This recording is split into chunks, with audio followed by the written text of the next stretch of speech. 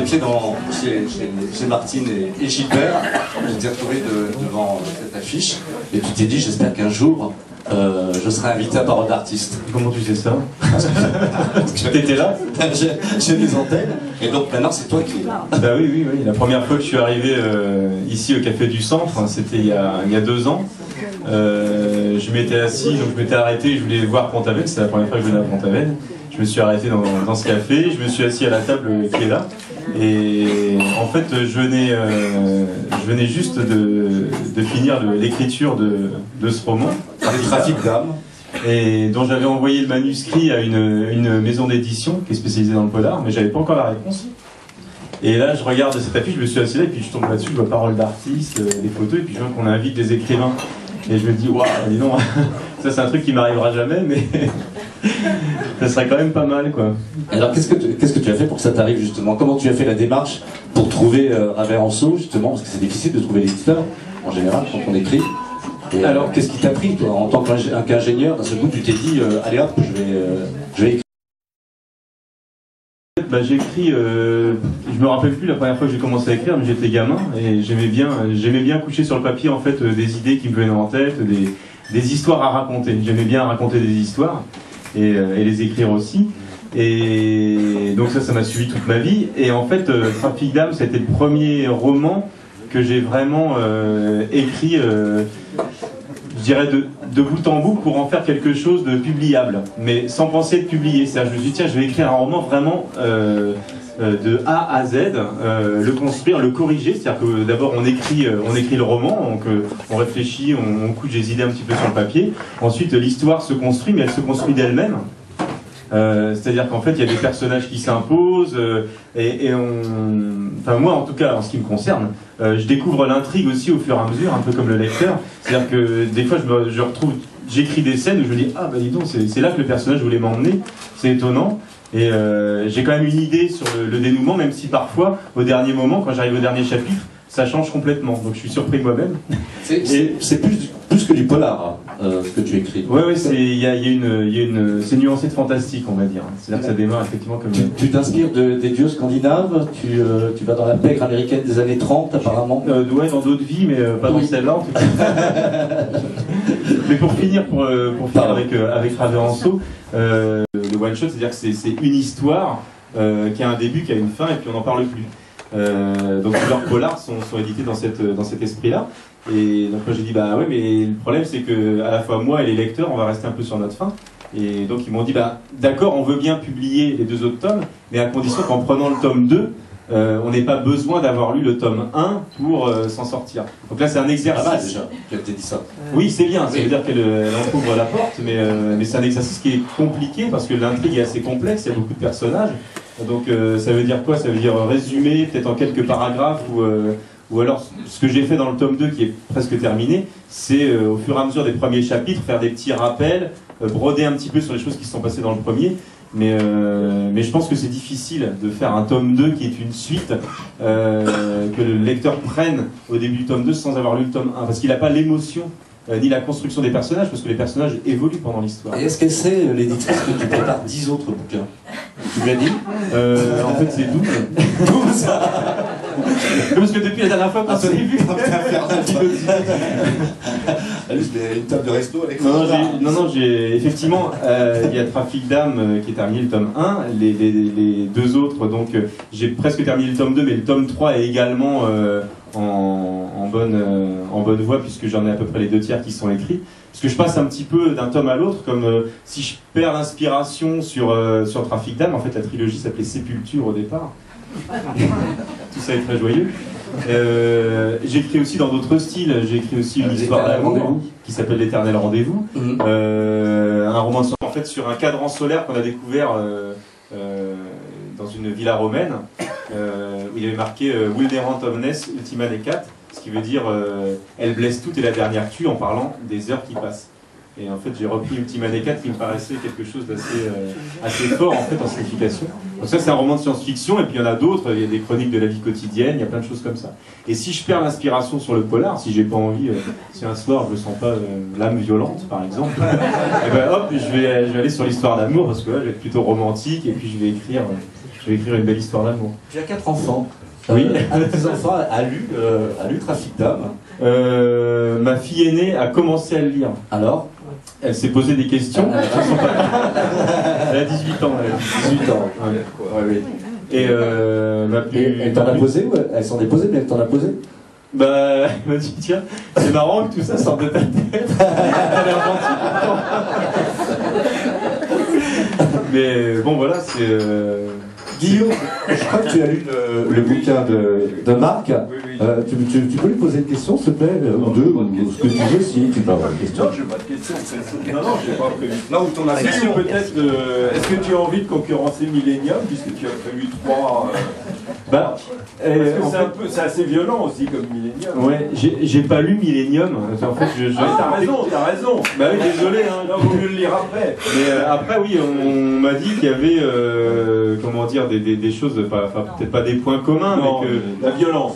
Ouais, voilà, ouais. Et, non, oui, bah la trilogie.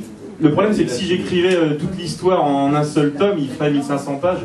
Donc, et pourtant j'ai raccourci, hein, parce que le premier manuscrit que j'ai envoyé à l'éditeur, il m'a dit ouais c'est super, mais va falloir enlever une centaine de pages. Et donc ça m'a pas posé de problème en fait, parce que tout ce qui est description, etc., j'ai essayé de d'élaguer un petit peu, puis en fait on se rend compte qu'on arrive en se relisant, déjà on découvre soi-même des maladresses, parce que plus on écrit, en fait plus on évolue. Et en fait, quand je relis même des romans que j'ai écrits, parce qu'il y en a que j'ai écrits il y a 10 ans, quand je relis, je me dis, voilà, c'est nul. Et en fait, c'est une écriture que je trouve complètement adolescente, et je sais que je peux remanier tout ça, et je peux rendre ça plus lisible. Les autres romans dont tu parles, ou les autres écrits dont tu parles, ont été publiés, ou c'est le premier à être publié? Je les ai pas envoyés à une maison d'édition, en fait. Donc, parce qu'à l'époque, j'étais pas du tout dans la démarche. J'étais dans la démarche où les histoires m'habitaient tellement, parce que j'imaginais des choses. Et par exemple, donc là on est complètement en dehors du domaine du polar, mais mes filles, pour le soir, pour que je les endorme, elles me demandaient, parce que j'ai 3 filles et un garçon, donc mes filles me demandaient, papa, est-ce que tu veux nous raconter une histoire? Et en fait, j'improvisais. Donc elles me donnaient juste un thème, elles me disaient, bah tiens, on veut qu'il y ait un scarabée. Et hop, je commençais une histoire, et puis je faisais intervenir un scarabée, et puis je revenais, etc. Et donc je sais plus où je voulais en venir. Voilà. Et c'est là que tu as commencé. Voilà, et en fait, voilà, il y a un moment donné où il y a une de mes filles qui m'a dit, ah papa, tu te rappelles, je vous ai raconté telle histoire. Et moi je me souvenais plus, donc elle me la racontait, et c'est là qu'elle m'a dit, bah tu devrais les écrire, parce qu'au moins tu te souviendrais de ce que tu racontes. Est-ce que tu leur racontais des histoires de types qui assassinent à coups de marteau? Parce qu'elle voit pas tous les soirs. Elle va être un peu traumatisée. Pas tous les soirs. Non, c'était des contes pour enfants, quoi. C'était des choses très féeriques, avec des petits animaux, des choses comme ça. Mais effectivement, là je me suis mis à écrire, et j'ai découvert un vrai plaisir à écrire. C'est-à-dire à écrire, après à relire, à corriger, et à voir et à sentir vivre les personnages. Et d'ailleurs, en écrivant, pas Trafic d'âme, mais notamment l'Éternel Rendez-vous, Ultima Necat, il y a certains soirs où, déjà quand on commence à écrire, on commence à 9, 10, 11 heures le soir, et puis ça peut aller jusqu'à 3 heures du matin, et où je me retrouvais en train de chialer comme une madeleine devant ma feuille de papier ou l'écran d'ordinateur, parce que j'étais complètement dans l'histoire moi aussi, et que les personnages m'emmenaient dans leurs émotions et dans ce qui se passait. Et là, on se retrouve dans des situations rocambolesques, quoi, où par exemple, il y a un personnage, il va mourir, et moi, je suis pas d'accord, parce que... je dis, mais non, lui, je l'aime bien, il faut pas partir comme ça, quand on vient juste de faire connaissance. Et en fait, l'histoire et les autres personnages me poussent à ça, parce que ça sert l'histoire, ça sert qu'elle est, telle que je la ressens, si ce personnage ne meurt pas. Et au moment où il meurt, moi, c'est les Kleenex, quoi. On ressent l'émotion, on est vraiment dedans, quoi.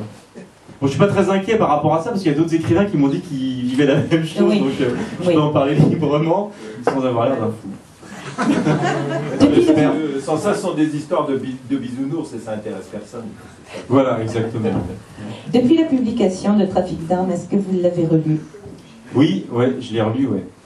Et quelles critiques en avez-vous tirées? En fait, Est-ce que l'écriture était encore adolescente? Vous a semblé adolescente? Non, plus adolescente, mais c'est vrai que les défauts là j'ai repéré les défauts, et en plus à la lumière de ce que certaines personnes m'ont dit, notamment par rapport aux descriptions des scènes qui sont parfois un petit peu trop longues peut-être. Enfin, je trouve que j'utilise trop de mots pour décrire quelque chose qui peut être... Donc j'ai vu qu'effectivement on pouvait aller plus à l'essentiel et que ça soit plus rythmé. Mais je crois que je trouve, enfin en me relisant modestement, je trouve que c'est pas mal, mais que ça peut être... Non. Non. D'accord. Non, je vais vous dire très sincèrement ce que j'en pense. Comme Jean-Pierre l'a dit, il est tombé sous le charme de ce premier roman. Il me l'a immédiatement prêté. Moi, je l'ai lu en 2 jours. C'était impossible de poser le livre. Je terminais un chapitre en me disant, bon, allez, il est tard. Oui, mais encore un chapitre, allez. Et si vous aviez élagué encore plus, ça aurait été une écriture à l'américaine. Et c'est ce qui fait... dans le 2e tome. Non, et c'est justement ce qui fait le charme de ce trafic d'âmes, c'est que c'est une littérature française riche, sans faute, ce qui devient rarissime. Et Maxime Chatham n'a qu'à bien se tenir. Parce que il est un peu plus gore. vous êtes là et vous allez lui piquer la place très vite, j'en suis sûre. Eh bien, s'il nous écoute... C'est tout ce qu'on te souhaite, en tout cas, Parole d'artiste, et le plus vite possible. On va terminer par la question chapeau. Avant que je te pose personnellement une question. Ah bon ? Oui. Mais devant tout le monde. Ah bah bien sûr. Bah non, mais... Alors, dans l'Arche de Noé, quel animal auriez-vous exclu ? ah bah justement, ça rejoint la question que j'allais te poser. Ah bon ? Certainement pas ton animal fétiche. Ah oui, donc attention, il n'était pas dans l'arche, mon animal fétiche. Non, justement. Quel animal est-ce que j'aurais exclu ? Ah ouais, alors là, je vais faire comme Julie, je vais réfléchir un peu. Ah, je t'ai dit. La grosse branche. Un petit ou un gros ? Ouais, non, j'aurais gardé les gros peut-être. J'aurais exclu, je pense, une bactérie.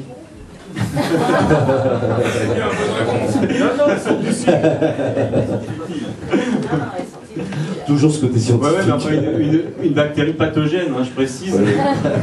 Moi, c'est mon côté agro là qui ressort.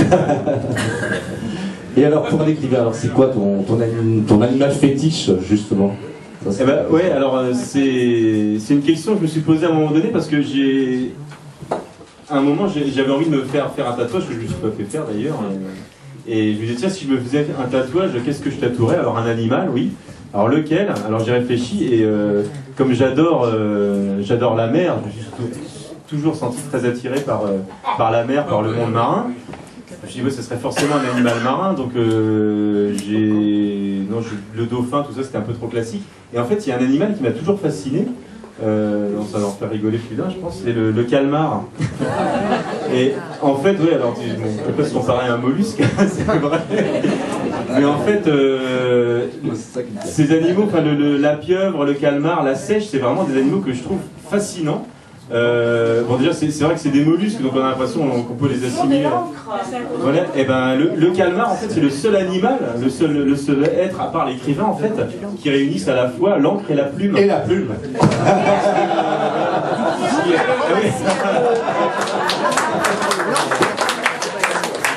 En fait, vous voyez les autres seiches qu'on voit sur les plages, le calmar a également un petit cartilage qui maintient son corps rigide. Et en fait, ce cartilage est transparent, il a la forme d'une plume et on appelle ça la plume. Et donc voilà, le calmar étant le seul animal qui est à la fois la plume et l'encre, je trouvais que ça se rapprochait bien du métier d'écrivain. Alors on va te laisser avec ton animal pour poursuivre de nouvelles aventures extraordinaires et très invité à l'occasion de nouveaux paroles. J'espère, oui. À bientôt, Marc. Merci.